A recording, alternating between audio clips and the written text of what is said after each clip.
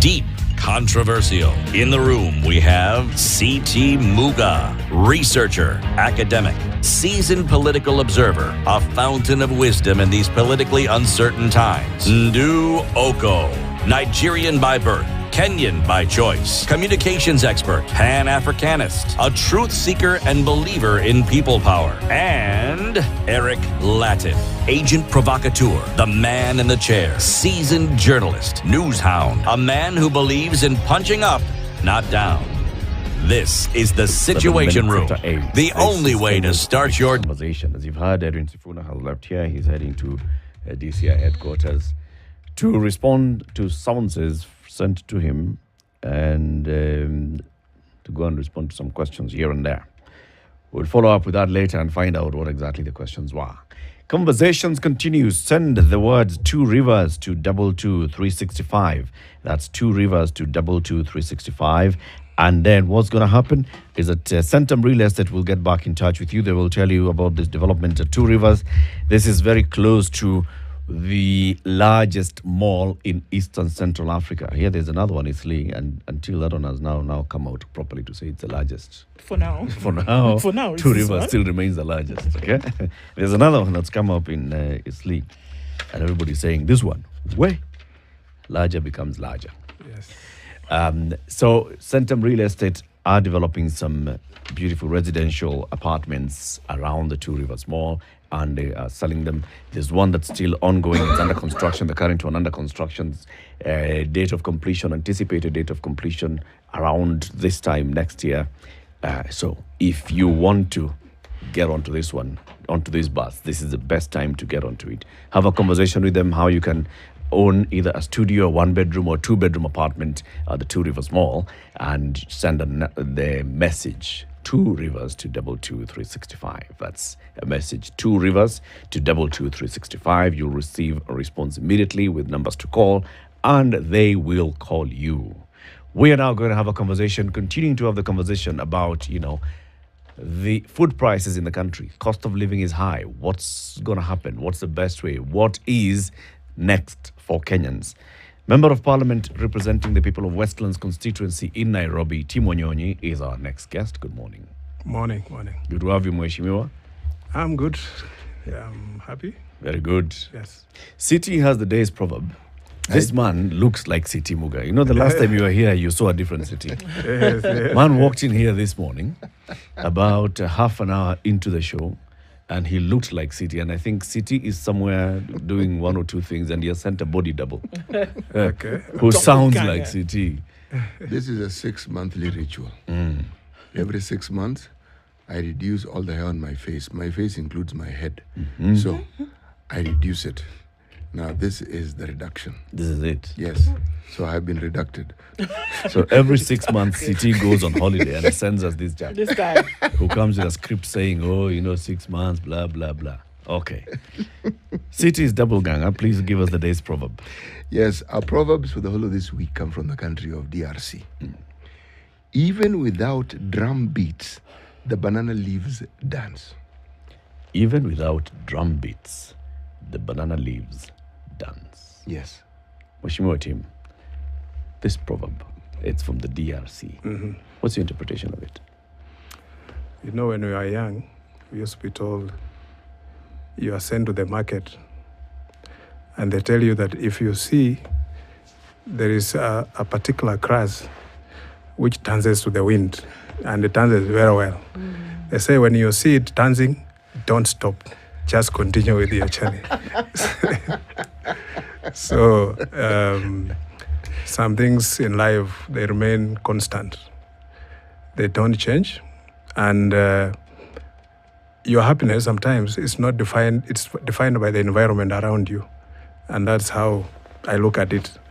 That the leaves will dance because the environment around it is still conducive for it to exist. Yeah. It's not the drum beats. Some external factors that are not related to what actually makes them dance. And many of us are defined by that. Even when we define disability is by the environment around you, how you react to it. For example, if I come here and there was just a single step, it will hinder me from entering here. Yeah. But I find that there's nothing hindering me. I came straight. So the environment sometimes defines anything you want to do or what you want to achieve in your life. Yeah. Mheshimiwa, we just had a conversation with Senator Edwin Sifuna. Yes. And at the beginning of the conversation, he was telling us that his phone is constantly inundated with messages from constituents asking for help here and there because of the tough economic situation. Somebody saying, I'd like to send my child to school. Please assist me with school fees. Somebody saying, I have not been able to feed my family, or I'm having difficulty just feeding my family. How can you help me? You are not a 1 or 2 term member of parliament for Westlands constituency. What are you? Can you say the same is happening with your phone? Unlike the senator, I have a constituency office, and all requests or anything that people want from me, they direct to the office. And along the way I've served the people of Westlands, we agreed, my phone, you call me when it's very necessary. Otherwise, if you have something that you want attended to, go to the office and we will serve you. And it works. What kind of requests is your office receiving? Fees, funeral, health issues, all manner of things, by the way. All manner of things. Somebody comes and says, my children have not eaten for 2 days. So you sometimes, you don't even ask a question. You just have to do something for them. Yeah. Well, is there But any things difference? are bad. Things are really bad. How different is it this time from how it was, let's say, 5 years ago or 10 years ago? No, right now it's worse. It's bad. There's no money. There's nothing going on. Like, people have closed down. Even those who are employed have been fired, and they have to pay rent. They have to feed their children. The children have to go to school. And the other thing that is now really bothering us is the kind of school fees schools are asking from parents. Now, even primary schools, which we know is supposed to be free education, they're paying fees, and not small fees. They're paying a lot of money. Look at this monster called junior secondary. This junior secondary, I don't know of what purpose is going to serve in our education system, because these children are just trapped somewhere in between. There's a standard 8, there's a junior secondary, this another level of, and there the transition is that they must have uniform like the secondary school. And the standard 7 who are senior to them, they are wearing the normal primary uniform.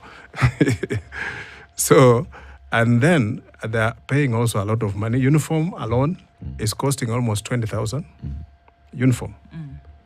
And the government has promised they'll pay 15,000 for their capitation.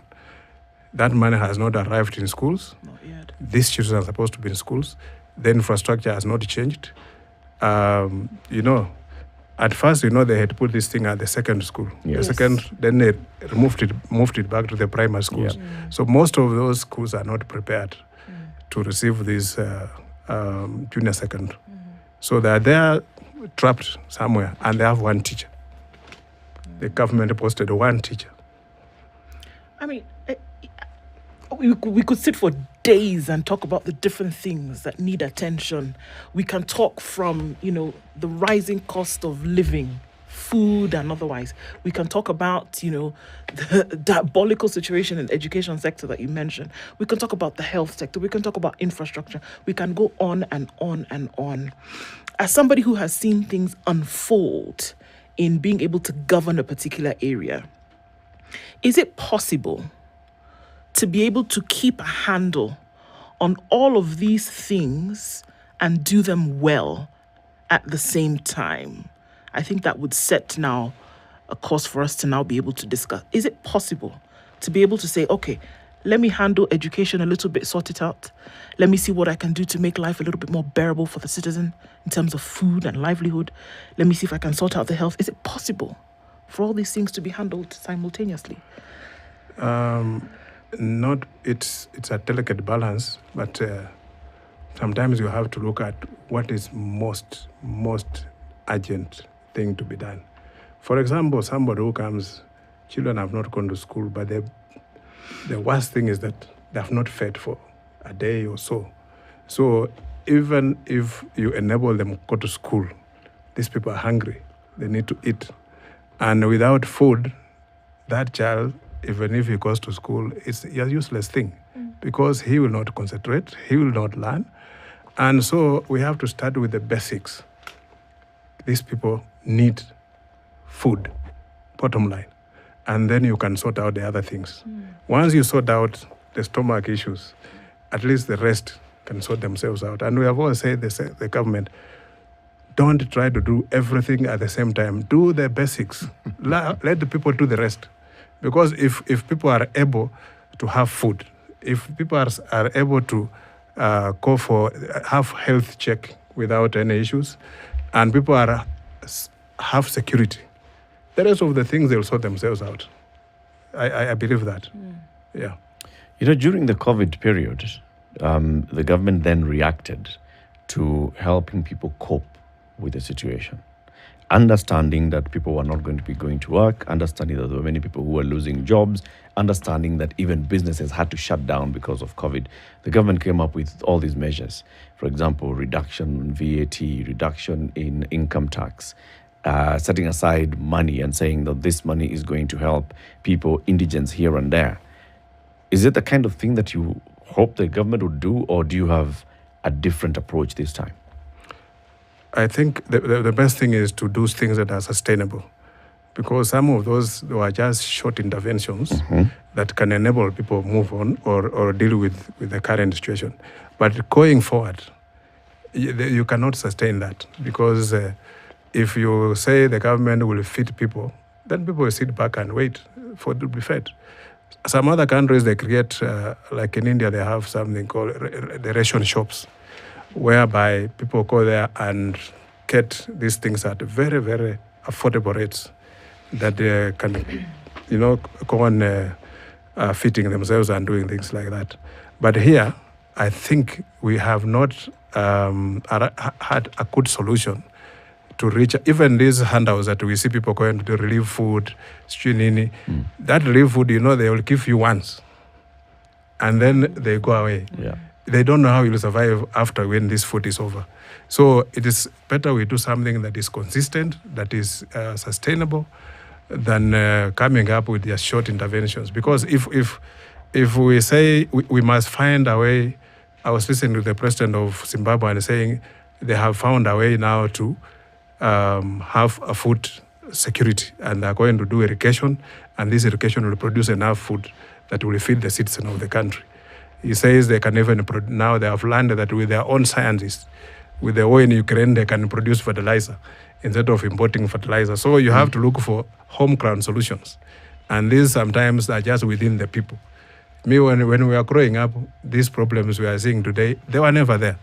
People produced food, people produced, basics that were there. Only a few things that were maybe hard to come about, but the rest of the things were available. What are these sustainable solutions then? Sustainable solution is to make sure that you create an enabling environment for people to find a way to work and earn a living. And that you make sure that the government must make sure that the tax level must be reduced. And then the access to credit facilities, those who are doing business, are affordable. The farmers who are farming, they must have a market for their food and their stuff to go and sell, and on like that. And as we say, if education is free, it must be free. It should not be free just by policy, but it's not free at all. Yeah, and the minister looks helpless. I don't know why. Which minister? The Minister for Education.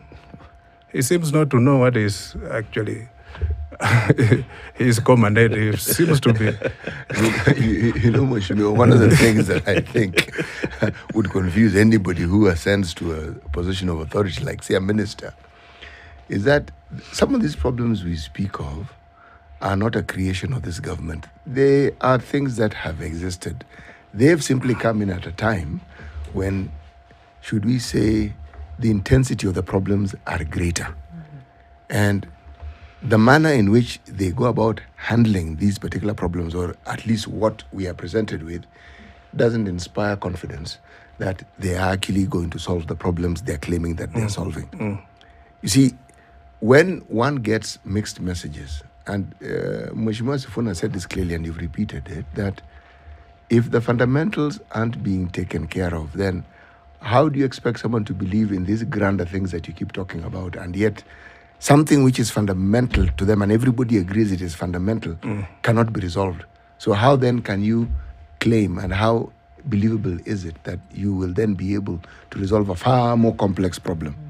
Yes. And the problem is, sometimes we want to solve a problem and you don't know what the problem is. These people, if they went down to the ground and they went to the place where people are living and also have that interaction with what is happening, especially in schools. Me, I spend time in my schools and I know what goes on in those schools. So if I go there and they tell me that they don't have toilets, I know for sure they don't have toilets. I'll have to do for them that thing. And these are some of the things that we want these ministers to come out of their big offices and go to the people and listen to the people. And the Constitution provides that before you make some certain decisions, there must be public participation. You must go there and engage. Fanya hizi baraza na watu. Do you think the problem is that they don't really that they don't understand what people are going through, and that's now why you see this? Do you think that they don't know, or that they do know but are not giving it the requisite action? They have theories, but they don't have practical solutions. Somebody will advise him, an officer who sits in the office. For example, the guys who sit in Treasury. When you go there and say, Minister of Education's budget is 500 billion, the guy with a pen, without even asking why 500 billion, he'll just reduce that money maybe to 200 billion. He has not gone out there to find out what is it that this guy wants this kind of money. They just reduce with a pen. No. Sometimes that is where the problem begins. There are people who have got disconnect between what is the real thing and what is in his mind. So he wants to do this, but his mind is telling him something different. So you go there, argue with them before they agree. And even if they agree, reluctantly they set a certain limit. We are giving you this much. I know this will work. So you go back there and start saying, where can we reduce? And people have already budgeted. Maybe they have already even spent that money. Yeah. Is there a case to be made for spending money in the interim to take care of these problems? I mean, because again, previously we heard that, look, while these plans that you have are unfolding, because look, there are plans, Mheshimiwa. Yes. There are plans to get things done. We have heard, well, we'll wait and see the result of those. But is there merit in saying, okay, gather up some shillings here, put money in subsidies so that people can eat today, make things a little bit easier. If you need to then go back to Parliament and say, guys, we need some money to be able to sort out this education problem. I mean, like you said, well, we're going to the end of the first term in school and there's some capitation money that has not been released to schools. The reason being that Treasury is not able to release because there's no money. Yeah. So does it make sense to look for a little bit more in the interim, spend a bit of it, in order to release the pressure that there is on the people, send your children to school, put money into some of these places so that we can have a reduced pressurized system as we wait for these other things to come about? That is correct. There's always a way to find a quick solution, a quick intervention. Then after that, then you look for a long-term solution. Because like now, the cost of food, we know in 3 or 4 months, people will harvest food. There will be more food. Then they can go back to the normal. But right now, things are not working because there's no food. There's no people don't have money and on like that. So if the government comes in with short interventions, then they can allow people now, once food is harvested and there's food in the market, then the price can go back to the normal and let things work the way they have to work. But sometimes that is not the situation. We create that, and you see right now, people have, if you go to the Rift Valley and western part of Kenya, the farmers have food, a lot of it, and they want to sell. The government is not buying, but the government is talking about importing. So how can you import when you have not known what is the shortfall? If you buy what the farmers have and you say now we are expecting 6 million packs, but we only managed to get 4, we have now to import 2 million to kuchasa hii ipengo iko hapa. But now, if we have not done that, how do you just go to import? And you are leaving the farmers food to rot in their homes and their stores. So, Mheshimiwa, what exactly is our problem? Is it food shortage or high food prices? Because food shortage is not really the issue. Food shortage would mean you go to the market and there are no items in the market. You go to shops and there are empty shelves. What the problem is, we should be real. We should actually solve our problems by dealing with the situation as it is there. Because if you say we have food shortage and you have not gone to the ground and established that there's food shortage, the millers, now you talk about the millers, these guys who are milling, they buy these things from the government stores. So if the government does not have this food in the stores, these guys will look for alternative and buy, and they will buy from outside. They will not buy even from the local farmers. So some of those things, I believe that in those days in the 70s, in the 80s, we used to have these things called cooperative societies. And the cooperative societies are the ones who used to buy food from the farmers, and then they take it to the market, to the silos. Now, the farmers have to go and sell direct to the silos, and sometimes it's very difficult because a farmer who has just sent 10 packs of maize, how will he go and struggle and go and queue at the silos for days and days before they sell? And you reach there, they will tell you, you pour down all the maize you have brought, because they have to check the moisture contents, they have to check what. So it is very difficult. But those cooperative societies, I think they were a very good idea, and the government maybe should think of reviving those cooperative societies in those local areas. And also, India has got so many people, and India is able to feed themselves. During the reign of Indira Gandhi, she came up with something called agrarian revolution. And that agrarian revolution was now to revolutionize how they can produce enough food to feed their population without looking outside. And they identified areas where they can do that. And those areas, they went and combined small farms into big farms and moved people to something they created called model towns. They live in model towns. The farms are left so that they can do a large-scale farming. And with that, they are able to solve their problem with food. They'll produce enough food. Those people who are moved to model towns, now the government will bring those food now in those something called ration shops, so that they go there and collect their food from there. But those farms which were surrendered to the government, they were paid, and the government compensates them for that. So you find that, I think that was a very good way of doing that for India to solve the problem. And we can still do it even here. Because here, the good thing is that the environment is good. We have abundance of rain. The arable land in Kenya is bigger than, it's enough to produce enough food to feed our population. Let's take a break at 29 minutes to 9. The Honorable Matiang'i, MP for Westlands constituency, is our guest. We're talking about this issue with the high cost of living, especially food items. What next for Kenyans? What are the ideas that our leaders have? That's what we want to hear from him. We call this the Minute Maid break, Mheshimiwa, because we talk about every time in your busy day and you need to take a break. What is it that you do when you're taking a break? And we say, among the other things that you want to do as you're taking a break, have a Minute Maid in your hand. Minute Maid juice in whatever flavors. What flavors are they, Ndu? Apple, tropical, pulpy orange, mango. all of them. Just pick one and use it to refresh yourself, because that's what you're going to say. Fresh. 28 minutes to 9. Yes. We'll be back shortly. Good. Here's the secret to tasty meals every day. Salit, a triple refined vegetable oil for fresh, crispy food. Salit oil is cholesterol free. Salit, siri ndio hiyo.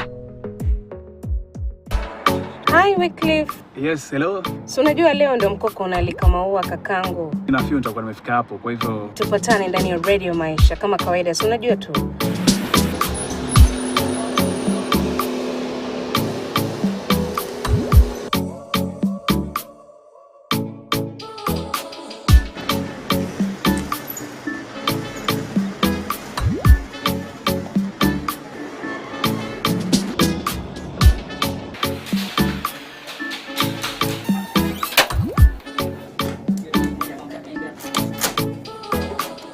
Anajulikana kama Chike, wimbo ni Roll Juu. Hii ni Radio Maisha, tuko mbele pamoja. Mimi ni Nzula Makosi. Awali ya yote tuweze kujua kwamba safari hii ni bora zaidi ndani ya Maisha jioni. Kila siku ya wiki, Jumatatu ni siku ya Ijumaa, 9 mpaka saa 1. Tunaupiga mwingi sana mwana. Mimi naitwa Wycliffe Kumo.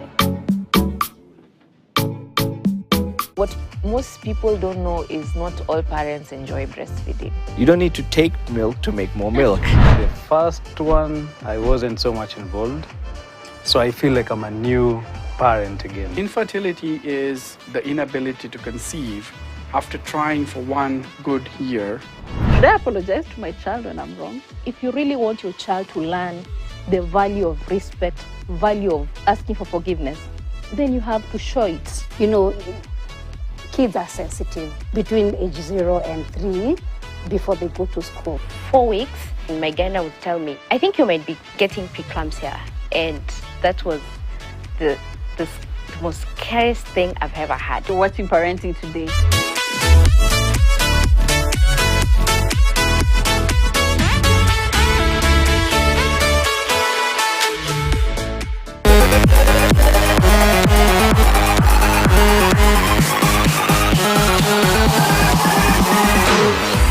Let's talk showbiz.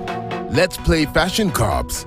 As we keep you up to date with what's buzzing across entertainment scenes, we will plug you with our hottest events and the best part of it. Make your favorite celebrities spill their tea on looking amazing, smelling good, nini, good stuff, baby.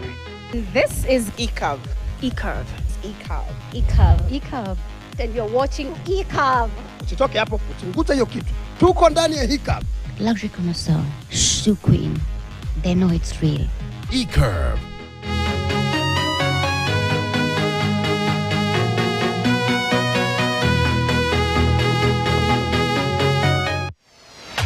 We start your day with a good gospel vibe. Are you ready to dance? Yeah. We keep it fresh. Nashukuru, nashukuru, yeah. Nashukuru, nashukuru. We nourish your spirit Monday to Friday, only on Tendereza.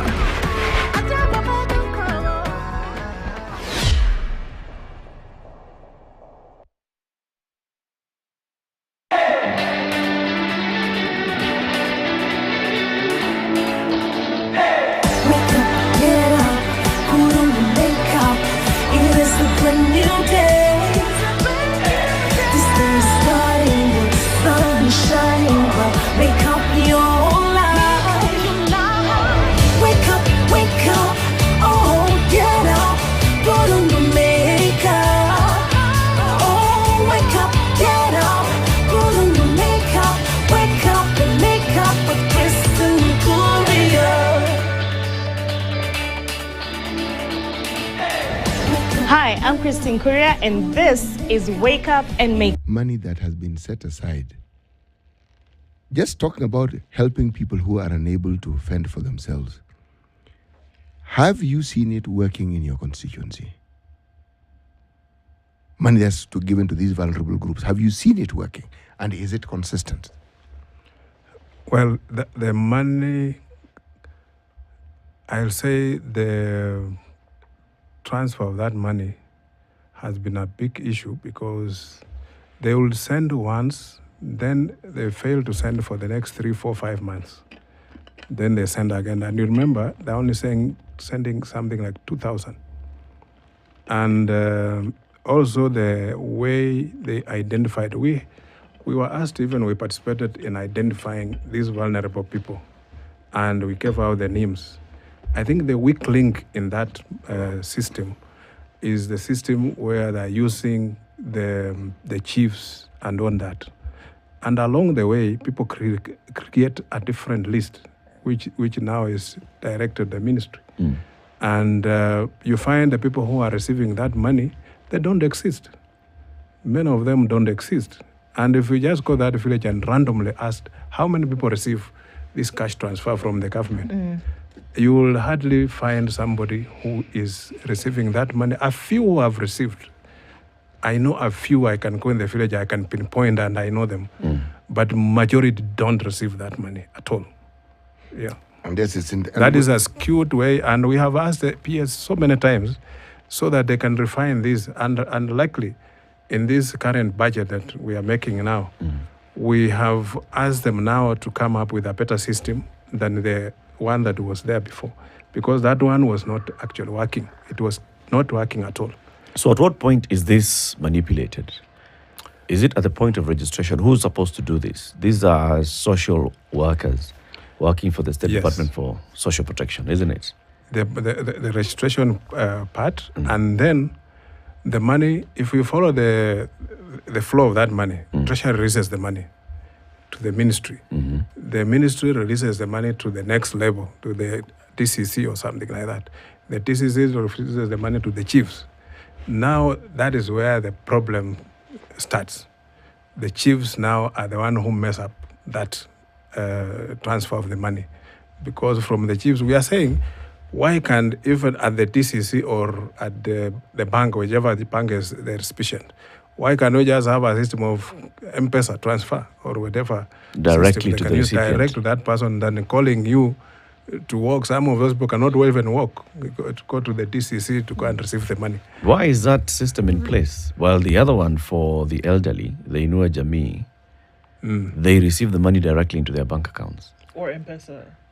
To M-Pesa. We are thinking M-Pesa is a better way, because at least even if he doesn't have an M-Pesa, there's somebody next to him, that they nominate and say. A caregiver or something must be having the number that they can send the money to. And that, I think, is a better way, is more convenient, and it can, I think, works much better. Are you able to do a survey in your constituency, for example, and say the people who are deserving of receiving this money who are not receiving? And then you present that and say, for example, in my constituency, these people fall into the category of the people who should be recipients and beneficiaries of this program, and they are not. And then you use that to pose questions directly to the ministry. I have done that because the people who have come to me, and they show that they were actually, their names were taken.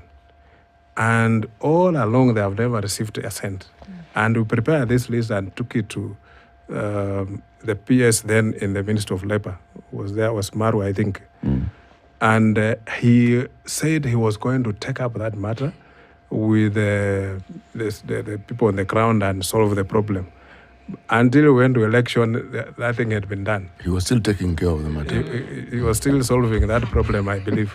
You see, sometimes the government can be very, very, very slow. And sometimes it's just bureaucracy. You go there, somebody who sits, he has files on the desk. He doesn't work on them. He sits on them until last minute, like they wait during the cycle of budget making. These guys wait until June, when they're saying now they are closing that financial year, then they start looking for people. We are paying. How much are we paying? We are paying. And that's how the money starts disappearing. Because they find guys who they owe the money, but they have been holding his money for so long. And sometimes, when the government releases the money, you must spend it before the expire of that. So if you don't spend it, they must find a way. That money either goes back to Treasury or you have to spend it. The reason why I was asking this question, Mheshimiwa, is because when you mentioned India, it sparked a thought in my mind as to how some of the states in India experimented with this, the concept.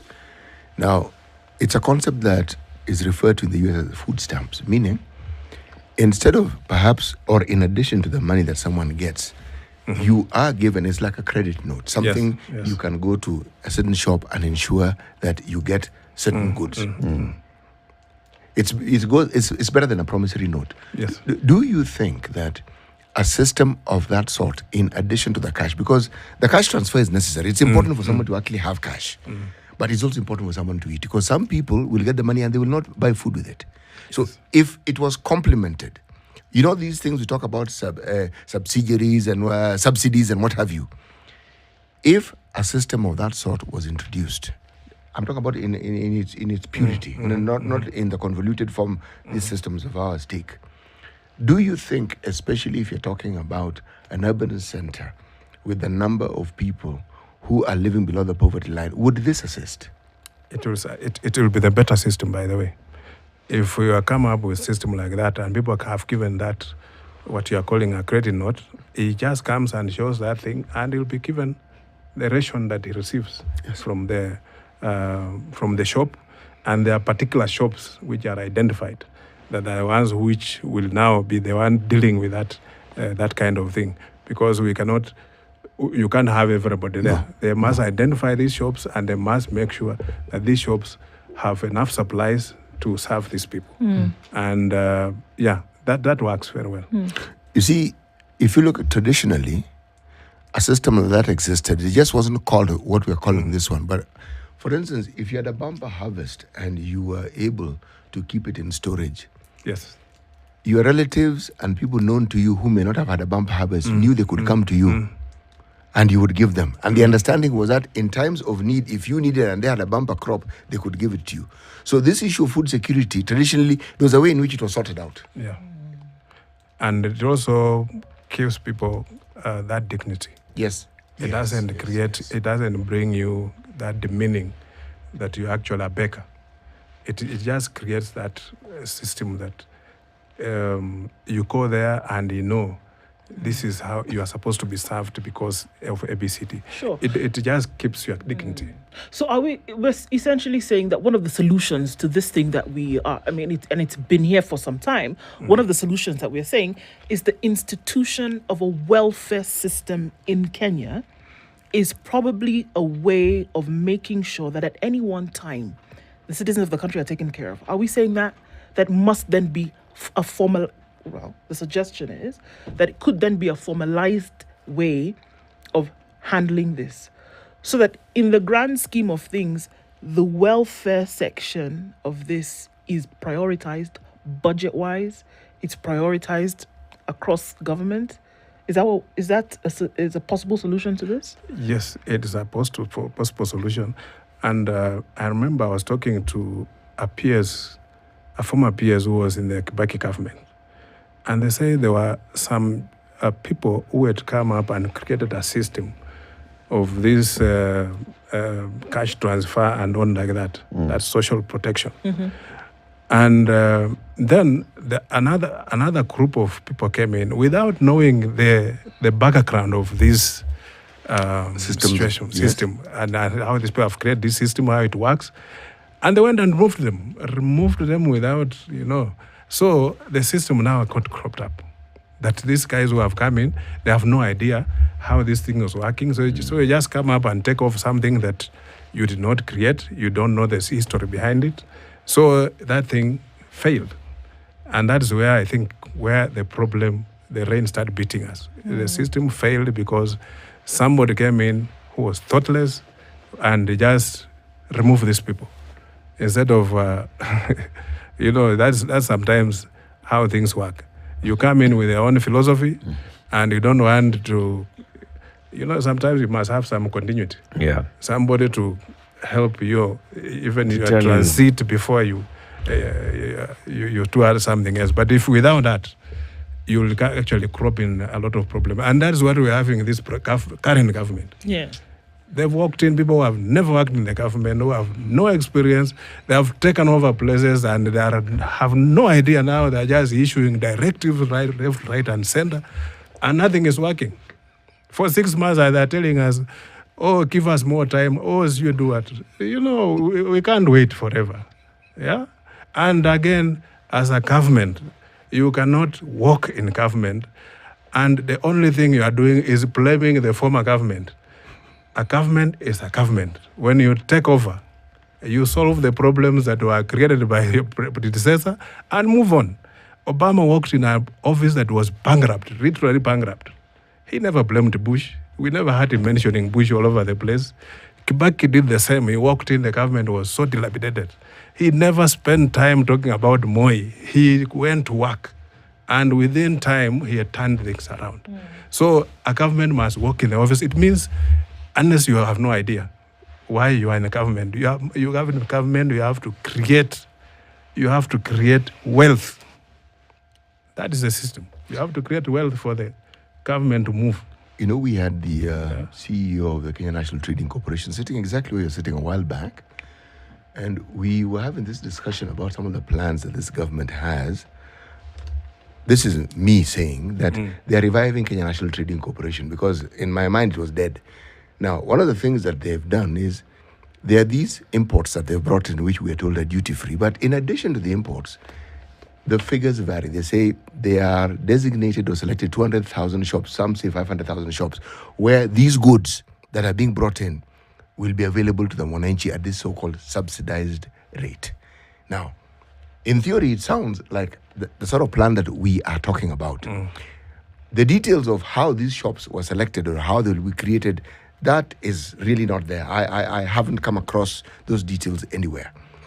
As for the details of the foodstuffs that will be available in these shops and whether these shops will only sell these particular items or others, again, that is also not clear.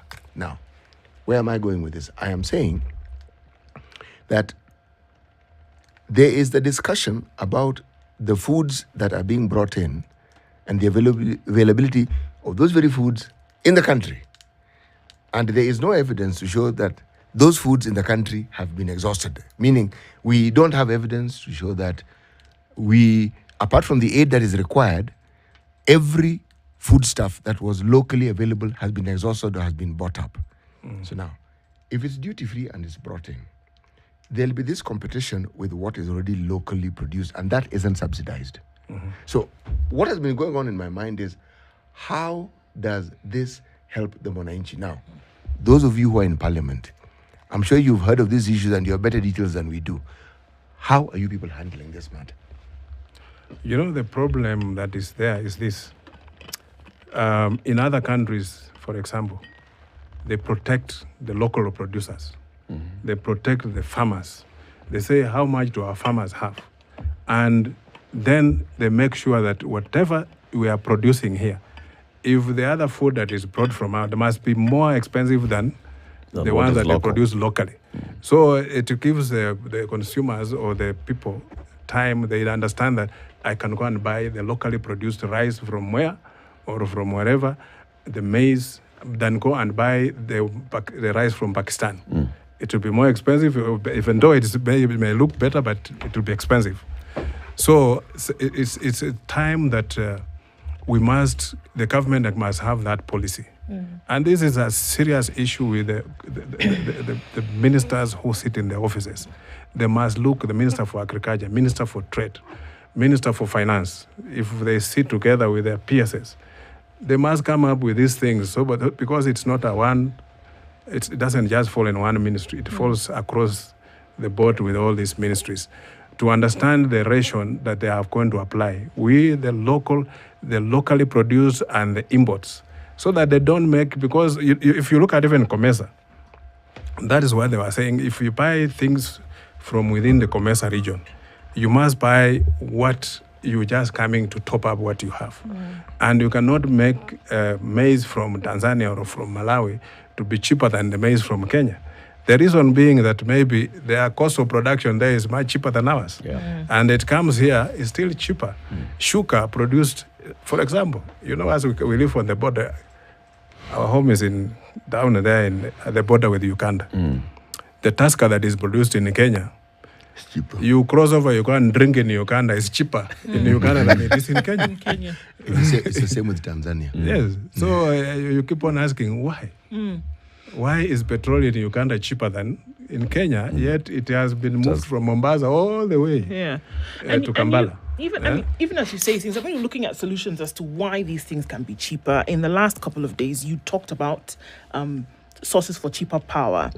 And if I quote what you said, as a country, we need to liberalize the power sector, invest in cheaper energy alternatives, and stop relying on hydroelectricity, which is very expensive, in order to reduce the cost of electricity in the country. We know that in the next few weeks, we are going to see, I think the number is 64% rise in electricity costs for folks who are paying prepaid, postpaid, whatever it is. We're going to see that rise. But you think that there's a solution to this as well? What we are looking is actually we want to liberalize that market. Kenya Power has had a monopoly for a long, long time. They're the sole producer, the sole supplier of electricity in this country. For example, if you produced electricity on your own, you can't sell it to me. You have to sell it to Kenya Power to sell it to me. It's ridiculous. Yeah. Mumias Sugar, before it collapsed, Mumias used to produce 4 megawatts of electricity. They could not sell it to the locals in Mumias and download because it would be cheaper for this factory. It could even be an SCSR and give it back to the community. We say, you have served us well, we are supplying you with electricity. This Kenya Power had to download that to the national grid, Kenya Power, to sell it to us. KenGen says they're the ones who sell power to Kenya Power. They sell it at, I think they are saying, is it 9 or 20 shillings. Kenya Power will sell to you at 56 shillings. The markup. The same power. Look, yes, same power. The markup. Even if you want to make profit, surely, why can't you just make 10%, something like that, so that you allow somebody to breathe? They are, squeezing air out of you. And they want you, like these people who have factories here. How do you manage to manufacture and put your things on the market competitively when the cost of production is on the roof? So for us to do anything, we have to liberalize the market in the energy and bring in other players. And it will bring the cost down, the way we did with the mobile phones. You remember at the beginning when there was just Kenya Post and Telecommunication. Kenya Post and Telecommunication, and then we had when this mobile came in, Airtel. That time I don't know it was called what. It was still Telcom or something. No. Celtel. It was called Celtel. Celtel. Yes.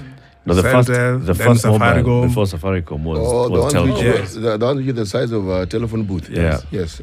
And it was damn expensive. For you to, in fact, buying a gadget like this was a status symbol. Yeah. You only if you serve somebody with a mobile phone on the street, you have to follow to look at him. How does he look? And I remember when I bought my first mobile, and it was I think prepaid. It was so. When you have put 10,000, when it reaches around 5,000, they start warning you.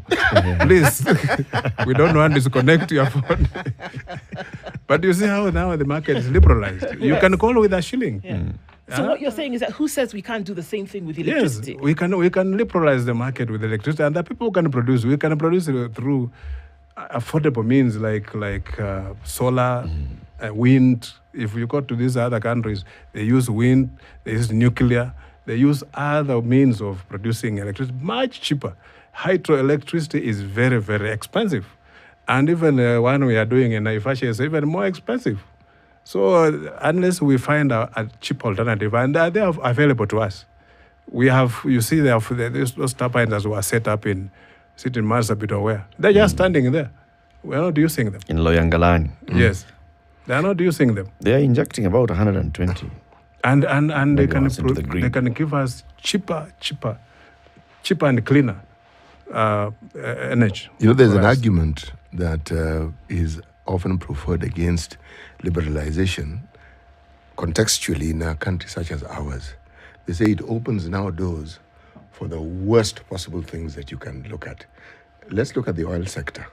We liberalized it. Now, depending on who is in power, does it then not open the door for that very liberalization to be turned around, instead of it being a portal from where competition can actually bring about the good forces of competition, where prices go down because people are competing, to a situation where you have an oligopoly. It's not as though there'll be one person, but there'll be a few people who actually control that whole thing. So, in essence, you will not actually have moved, but liberalization will have given them the opportunity.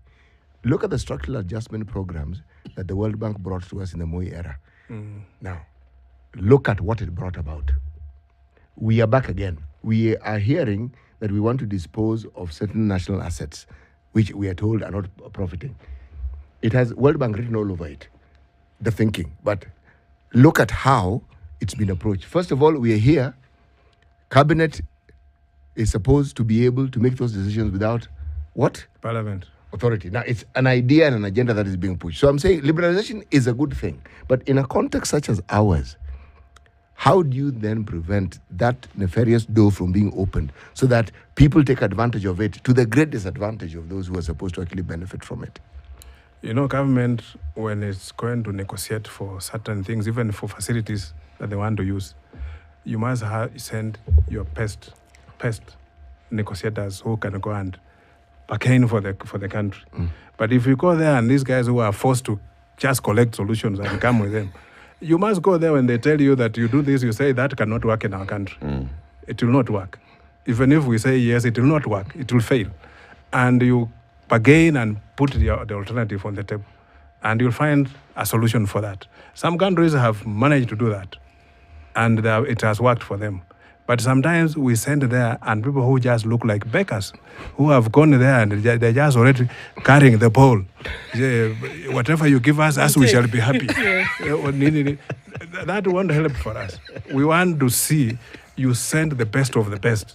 Look at which peers, which cabinet, and let me tell you, at this level, the technocrats are the people who are supposed to go and negotiate, not the politicians. Because the politician, you can be the head of that institution, but you don't have the knowledge, you don't have the know-how about how the institution works. These technocrats are the ones who are supposed to go there and negotiate for those things. So unless we do that, we'll always get it short. And I tell you, there's something called political culture. Every country is unique in its own way. Democracy in America cannot be the democracy in Kenya the same. It will not be the one in South Africa. Or India. Or India or wherever. What happens in India is their democracy, whatever they call it. And what happens here should is be our democracy. Our democracy. Mheshimiwa, thank you for joining us today.